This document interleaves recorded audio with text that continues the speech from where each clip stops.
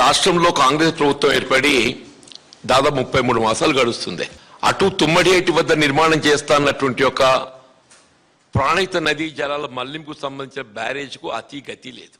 But Revanth Reddy ఎంతో మూర్ఖంగా చెప్పంటూ నేను ఇది ఆన్ చేసి లిఫ్ట్ చేస్తే కేసీఆర్ గారికి పేరు వస్తుంది. కాళేశ్వరం ప్రాజెక్ట్ ఇంటాక్ట్ ఉన్నది అనేటువంటి అభిప్రాయం ప్రజల్లో వస్తుంది. ఈ నేషనల్ డ్యామ్ సేఫ్టీ అథారిటీ ఏదైతున్నదో దానికి తగు పరీక్షలు మరమ్మతులు చేసి వినియోగించుకోమని చెప్పింది. తప్పేదిస్తుందో వినియోగించుకోవద్దని చెప్పి ఎక్కడ చెప్పలేదు. నువ్వు ఆ పరీక్షలు అవసరమైన చేయటానికి నువ్వు ఏదిస్తుందో 33 మాసాలు గడిపినవా అని చెప్పి 33 మాసాలు గడిపినావు. వీళ్ళ ఫార్చునేట్లీ ఏదిస్తుందో వీళ్ళ కేంద్ర జల విద్యుత్ పరిశోధన సంస్థ రిపోర్ట్ రావటం ఒక విధంగా రేవంత్ రెడ్డి ప్రభుత్వానికి చెంపపెట్టు అని చెప్పంటున్నా. రేవంత్ రెడ్డి ప్రభుత్వానికి చెంపపెట్టు అని చెప్పంటున్నా. రిపోర్ట్ వచ్చి 4 రోజులు గడుస్తుందే. ఉత్తమ్ రెడ్డి నోరు పడిపోయింది. ఉత్తమ్ రెడ్డి సరే రేవంత్ రెడ్డి విదేశాల్లో ఎక్కడుండో ఏందో తెలియదు, ఇలా వచ్చినట్టున్నాడు. దానికి సంబంధించి శాఖ మంత్రి ఉత్తమ్ రెడ్డి గారు ఏదైతుందో రిపోర్ట్ వచ్చిన తర్వాత ఇమీడియట్ స్పందించాలి కదా. సరే ఆల్రెడీ వి థాట్ దట్ మేము అన్నారు సింధీల వినియోగానికి మరి అవసరం ఉంటుందో లేదో వినియోగించో లేదో అని చెప్పని మేము నిర్ణయం తీసుకోలేకపోయినాం. రిపోర్ట్ ఏదైతుందో అన్నారు సింధిల్లా కెన్ బి యూజ్డ్ అని చెప్పని రిపోర్ట్ వచ్చింది. మేము తక్షణమే కన్నపల్లి పంపోజ్ ఏదైతుందో మేము ఆన్ చేసి నీటిని ఎత్తిపోస్తామని చెప్పనైతే మాట్లాడాలి కదా. దాదాపు 50,000 క్యూసెక్ పైప్ ఫ్లో పోతుంది ఇప్పటికీ. About 54,000 cusec something flow is a going.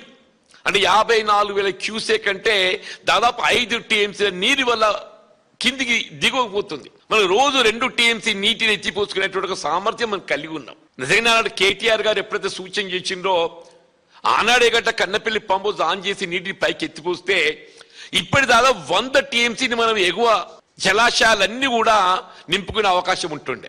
ఎగువ జలాశయాలన్నీ కూడా ఏమంటారు ఇప్పటికైనా రేవంత్ రెడ్డి నువ్వు భేషజాలకు ఓకయా. నీ కుట్రలు కుతంతా జాలి ఇప్పటికి ప్రజలంతా గమనిస్తున్నారు, రైతాంగం అంతా గమనిస్తున్నారు. కాళేశ్వరం ప్రాజెక్టు యొక్క గొప్పతనం, దాని విలువ అనేది ఇస్తుందో వీళ్ళు కేవలం తెలంగాణ రాష్ట్రానికి పరిమితం కాదు, జాతీయ అంతర్జాతీయ స్థాయిలో దాన్ని ఏదైతుందో దాన్ని గుర్తిస్తున్నారు. నీ అంతర్గత సమస్యలతో ఏదైతుందో రాష్ట్రాన్ని నువ్వు ఏం చేయదలుచుకున్నావు? నువ్వు రాష్ట్రం పాలన అనేది ఏదైతుందో ప్రధానం. ఒక ముఖ్యమంత్రికి ప్రభుత్వానికి ఏదైతుందో పాలన ప్రధానం, పార్టీ వ్యవహారాలు ఏదైతుందో సెకండరీ.